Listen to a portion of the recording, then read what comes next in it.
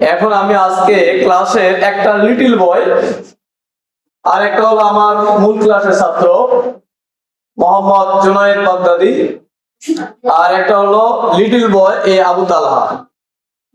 দুইজনের মধ্যে কিভাবে দেখা হলে কি বলতে হয়, কি কথোপকথন হতে পারে ইসলামী সুন্নত অনুযায়ী, যেটা শরীয়তের দৃষ্টিকোণ থেকে রাসূল সাল্লাল্লাহু আলাইহি সাল্লাম যেভাবে করেছিলেন, সাহাবীদের করাইছেন, সে আলোকে আমার ক্লাসের লিটল বয় মানে অতিরিক্ত আসে এই মূল ক্লাসের ছাত্র মোহাম্মদ জুনায়েদ বাগদাদি আর লিটল বয় মোহাম্মদ আবু তালহা, এখন দুইজনের সঙ্গে সাক্ষাৎ হয়ে গেলে এখন এরা কি করবে এটা আমরা দেখবো ইনশাআল্লাহ।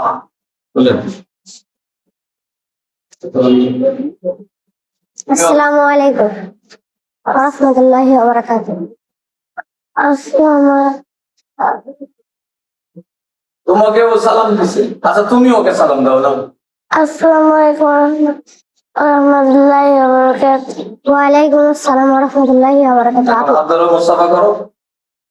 কিভাবে মুসাফা করতে হয়? মুসাফা দেখেন, প্রথমে এটা এই হাত ছেড়ে দাও, প্রথমে এইভাবে ধরো, তারপরে তুমি এই হাত এখানে লাগো, তুমি এটা দাও, মুসাফাহা।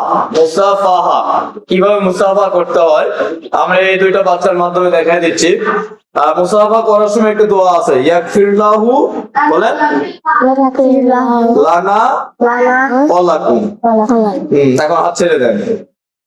এখন আপনি বলেন, ভাই আপনি কেমন আছেন বলেন। ভাই আপনি কেমন আছেন? আলহামদুলিল্লাহ। আপনি কেমন আছেন? আলহামদুলিল্লাহ। মাশাআল্লাহ। তো এই ছোট দুটো বাচ্চার মাধ্যমে একজন মুসলমান আরেক মুসলমানের সঙ্গে সাক্ষাৎ হলে কি করা দরকার, এনারা ভিডিওর মাধ্যমে আপনাদের দেখাই দিল। ইনশাআল্লাহ তাদের জন্য বেশি বেশি দোয়া করবেন। সবাই আবার বলেন বিদায়ের সময় কি বলতে হয়, দুজন বলেন, এদিকে হয় ফি আমানিল্লাহ।